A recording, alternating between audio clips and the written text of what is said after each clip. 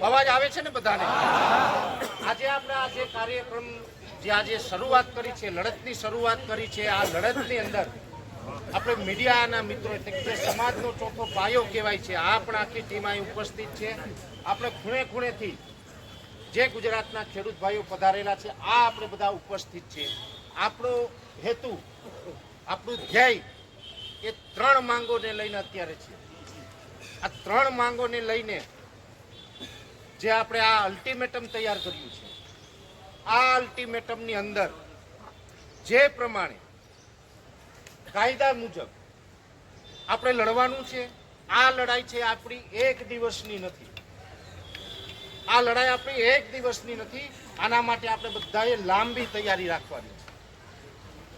એટલા માટે કે આ સરકાર પણ કદાચ એવું વિચારતી હશે કે એક દિવસનો કાર્યક્રમ કરશે, ખેડૂત ભેગા થશે, સાંજે બધા અલગ પડીને સૌની ઘરે જઈ અને ખેતી કામમાં વળગી જશે, એટલે એક દિવસ આને સહન કરી લ્યો.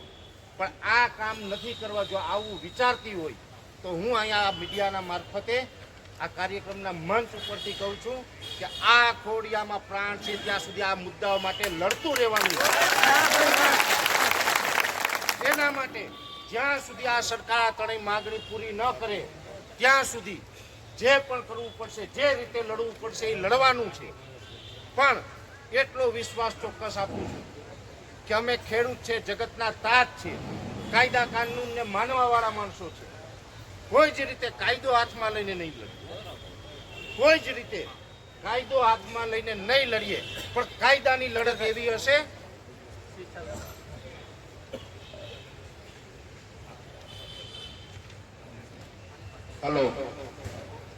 કાયદાની લડત એવી હશે કે જેની અંદર જો દિલ્હીનું સિંહાસન હલાવી ન દઉં ને તો મને તમે યાદ કરજો. બીજી વાત છે, હું કોઈ પક્ષ પાર્ટીને માનવા વાળો માણસ નથી, હું મારા ખેડૂતને માનવા વાળો માણસ છે. કદાચ સરકારને કે કોઈ સરકારના સમર્થકોને એવું ક્યાંય ખૂણે ખાંચે મનમાં હોય કે પરેશ ગોસ્વામી અત્યારે ખેડૂતનું આંદોલન લઈને નીકળ્યો છે, ખેડૂતોને ભેગા કરે છે, ગામડે ગામડે જાય છે, કદાચ પરેશ ગોસ્વામીને ચૂંટણી લડવાની ઈચ્છા હશે, આવું તમને ઘણા કહેતા હશે કે ને.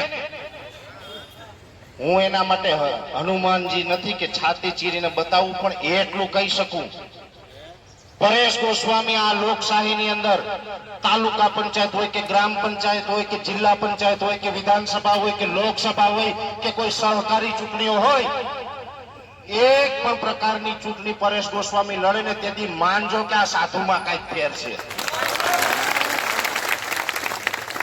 હું કઈ ચૂંટણી લડવા વાળો માણસ નથી, રાજકારણનો માણસ નથી, રાજકારણનો માણસ નથી ને એટલે તો ક્યારેક અમે એવું બોલીએ ને ઘણા લોકોને તકલીફ પડે. પણ જે સત્ય હશે ને દરેકની સામે બોલવામાં આવશે. ખેડૂત માટે જન્મ લીધો છે ને ખેડૂત માટે મરી જવાનું છે. એટલે આપણો આ હેતુ છે સંપૂર્ણપણે આ 3 મુદ્દા જે બેનરમાં પણ છે, આ અલ્ટિમેટમ મારા હાથમાં છે, એ અલ્ટિમેટમની અંદર પણ આપણે આ 3 મુદ્દા લીધા છે. ફરીથી હું તમને એ મુદ્દા છે ફરીથી એક વખત યાદ કરાવું. પહેલો મુદ્દો એ કે ગુજરાતના ખેડૂત જે પાક ધિરાણ ઉઠાવે છે, આપણે પાક ધિરાણ લઈએ છીએ 2 હેક્ટરની મર્યાદામાં 3 લાખ રૂપિયા, જે આમ તો કહેવામાં આવે છે 0%. જોકે આની અંદર સિસ્ટમ એવી હોય અને છે કે 0% એટલે કે પહેલા તો જે 3 લાખ રૂપિયા છે એ આપણે એની સમય મર્યાદામાં ભરવા પડે. તો આપણે સમય મર્યાદા વટાવીને ભરીએ તો ના મળે, સમય મર્યાદામાં એ ભરવા પડે અને એ ભરીએ ત્યારે આપણે 7% વ્યાજ ઓલરેડી બેંકને આપી દેવું. હવે જે 7% વ્યાજ આપણે બેંકોને આપીએ પછી સરકાર એવું કહે છે કે પાછળથી 3% કેન્દ્ર સરકાર આપણા ખાતામાં જમા કરે અને 4% રાજ્ય સરકાર. એ 3% કેન્દ્ર સરકારે ઘણી જગ્યાએ જમા કર્યા એવા મને પાસબુકમાં એન્ટ્રીઓ જોવા મળી. પણ જે રાજ્ય સરકારે 4% જમા કરવાના હોય એની રાતી પાય આખા ગુજરાતના એક પણ ખેડૂતને નથી. અને એ જે રકમ જ્યારથી પણ આ ખેડૂતોની બાકી છે એ તમામ રકમ છે એ બેન્કિંગ વ્યાજ સાથે મારા ખેડૂતને મળવી જોઈએ, બેન્કિંગ વ્યાજ સાથે. કેમ કે અમે લેટ પેમેન્ટ ભરીએ ને ડાયાભાઈ તો આ ખેડૂત પાસેથી પેનલ્ટી લે છે, તો કાયદો ખેડૂતને લાગે તો એને કેમ નહીં. પાક ધિરાણ એને 0% જે રેગ્યુલર ક્રાઇટેરિયો છે એ મુજબ એમાં ન્યાય થાય. બીજા નંબરની અંદર 3 લાખ રૂપિયા સુધીનું જે પાક ધિરાણ છે એ ગુજરાતના કોઈ પણ જિલ્લામાં હોય કે કોઈ પણ ગામની અંદર ખેડૂત હોય જેણે 3 લાખ રૂપિયા સુધીનું પાક ધિરાણ લીધેલું હોય એ તમામ ખેડૂતનું પાક ધિરાણ સરકાર માફ કરે, આ આપણી માંગણી છે. હવે ઘણા ખેડૂત ભાઈઓ એવા હશે કે જેણે પાક ધિરાણ નથી લીધું, ન લેવા પાછળ પણ ઘણા બધા કારણ હોય. મોટા ભાગે મેં ઘણા એવા કારણ જોયા છે. સંયુક્ત ખાતા હોય, સંયુક્ત ખાતાની અંદર જેટલાના નામ હોય બધાએ સહી કરવી પડે બેંકે આવીને તો એ ઉઠાવી શકે. હવે ઘણા છે આપણા સ્વજન છે ક્યાંક બહાર હોય, કેમ કે ગામડાની અંદર ખેતીમાંથી બધાનું ગુજરાન ચાલતું નથી, બધાનું ભરણ પોષણ ન કરી શકાય.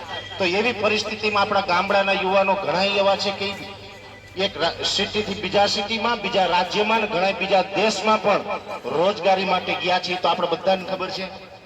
હવે ત્યાં રોજગારી માટે બહાર ગયા હોય ત્યાંથી વારંવાર એને ધક્કા ખવડાવે, એ પોસાતું નથી, એવા પણ કારણ હોય. ઘણા ખેડૂત ભાઈઓ એવા છે કે નજીકના સમયની અંદર જેનું અવસાન થયું હોય પછી એની જે વારસા એન્ટ્રીમાં વારસદારોના નામ આવવાના હોય ન આવ્યા હોય. બીજા પણ ઘણા બધા કારણો હોય કે એ કારણસર એને પાક ધિરાણ લીધું નથી. માની લો જો એવા કારણસર પાક ધિરાણ ન લીધું હોય એવા ખેડૂતોને પણ સરકાર 3 લાખની મર્યાદામાં ડાયરેક્ટ એમના ખાતામાં પહોંચાડે.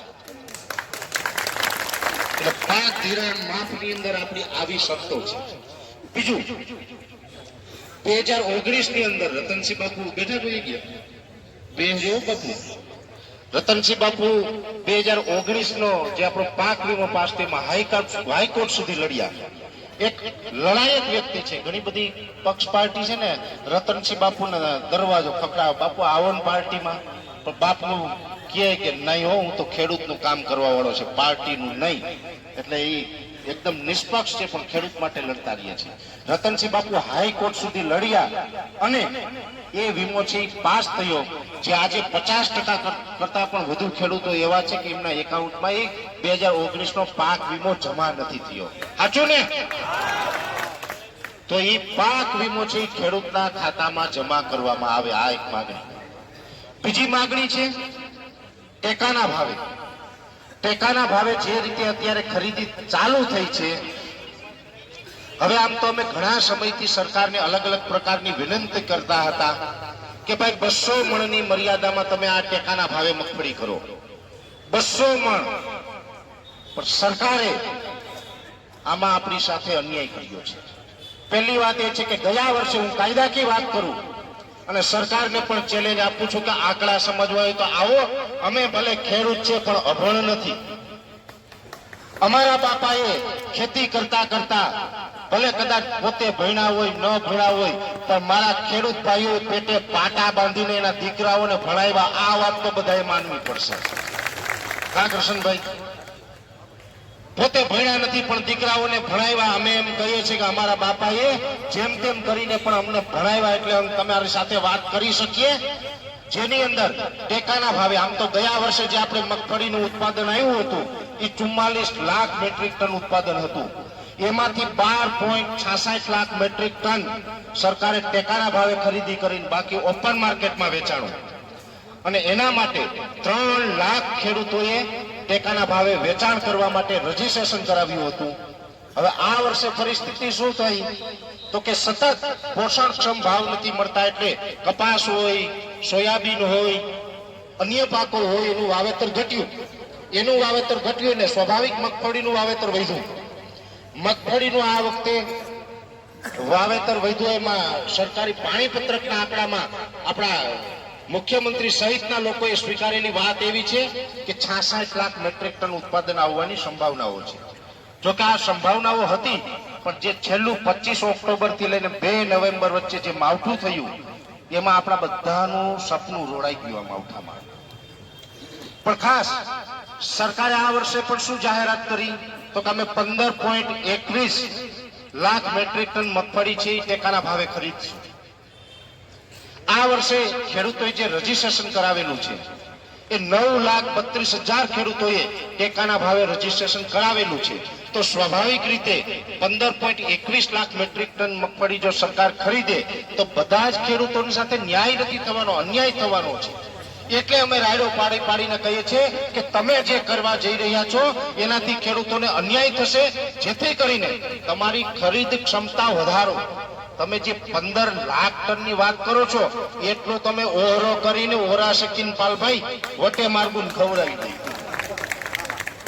ખેડૂત જ્યારે ઉત્પાદન લઈને આવે તો સરકારની જવાબદારી થાય કે એનો પૂરતો ભાવ મળે અને એની વ્યવસ્થા કરવી સરકારની જવાબદારી છે. એટલા માટે માંગ કરી રહ્યા છે. એટલે ખરીદ ક્ષમતા વધારે સરકાર છે 200 મણ મગફળી પૂરેપૂરી ખરીદે એવું મેં આમાં લખ્યું છે. અને સાથોસાથ અત્યારે જે આ માવઠાને કારણે મગફળી પલળી ગઈ છે, હવે પલળેલી મગફળીનો પાલભાઈ ખેડૂતોની જે આ વેપારીઓ જે આવે છે ને ગામડે, એ ગામડે વેપારી આવીને 400 રૂપિયા માગે. બોલો 400 રૂપિયા મગફળી વેચાય? પોહાય? એક ઉદાહરણ આપું. આપણે ખેડૂત છે, ઘણી વખત એવું બનતું હોય વાડી આપણે ખેત ઓજાર હોય, દાઢો હોય, રાપ હોય, પંચ્યા હોય, અલગ અલગ આપણી પાસે સાપણીઓ હોય, હાથી ક્યાંક ભાંગી ગયું હોય ત્યાં બધું ભંગાર થાય. પ્લાસ્ટિકની લાઈનો હોય, આપણે ભંગાર ભેગો કરીએ ને અને કોક દિવસ એ ભંગારનો કોથળો ભરી અને ભંગાર વાળાને બોલાવીને કહેજો કે આ ભંગાર લઈ જતો. એટલે ભંગાર વાળા છે ને મારા ખ્યાલથી 30-32 રૂપિયા કિલો ભંગાર લઈ જાય. આપણી મગફળીને કે ઘઉં હોય, મેં ગયા વર્ષે જ આ કેલ્ક્યુલેશન આપ્યું હતું પ્રવીણભાઈ અમે બધા સાથે હતા. એમાં ઘઉં છે કે 500 રૂપિયાના મણ વેચાય તો કિલોના 25 રૂપિયા થયા ભાઈ. હવે ભંગારનો ભાવ 32 રૂપિયા, ઘઉંનો ભાવ 25 રૂપિયા. આ ઘઉં આપણા ભંગાર કરતા પણ જો સસ્તા વેચાતા હોય તો આનાથી મોટી દુઃખની વાત આપણા માટે કઈ હોય? મગફળીનું પણ એવું છે. આપણી જે પણ જણસ છે ભંગાર કરતા પણ સસ્તા ભાવે વેચાય ને એમાં ભાવ આપવામાં જો સરકાર છે એ નિષ્ફળ જાય તો જે નિષ્ફળ ગયા હોય સ્વાભાવિક રીતે એની સામે બાઈઓ ચડાવવાની હોય. અને બાઈઓ ચડાવી એટલે કઈ ભીખ માંગવા નથી નીકળ્યા, આપણો હક છે એ લેવા નીકળ્યા છે. એટલે પલળેલી મગફળી છે એ પણ સરકારે ટેકાના ભાવે ખરીદવી અથવા તો ડિફરન્સ આપવો. અત્યારે જે સરકાર મોટી વાત કરે છે ને કે 10,000 કરોડ, જો 10,000 કરોડ છે ને કે બોલવામાં કરોડ લાગે પણ ખેડૂતના ખાતામાં આવે એટલે 22,000 રૂપિયાની થાય 1 હેક્ટર, અને વીઘાના 3520 રૂપિયા. મૂળ મુદ્દો ઈ 1 વીઘે 3520 રૂપિયા થાય. અને સરકાર એ 3520 નથી બોલતી, સરકાર બોલે 10,000 કરોડ. હવે એ કેમ આપ્યા ને હું તમને કહું. આ છેલ્લી વાતમાં મારે કેવું, પછી આપણે આગળનો કાર્યક્રમ વધારવાનો છે. આગળ કેમ આપ્યા ને હિસાબ તમને સમજાવ. મેં સરકારને કાંઈ વાંધો નહીં, મેં સરકારને આની પહેલા રૂબરૂ મળીને ગાંધીનગરમાં કીધું. હાલો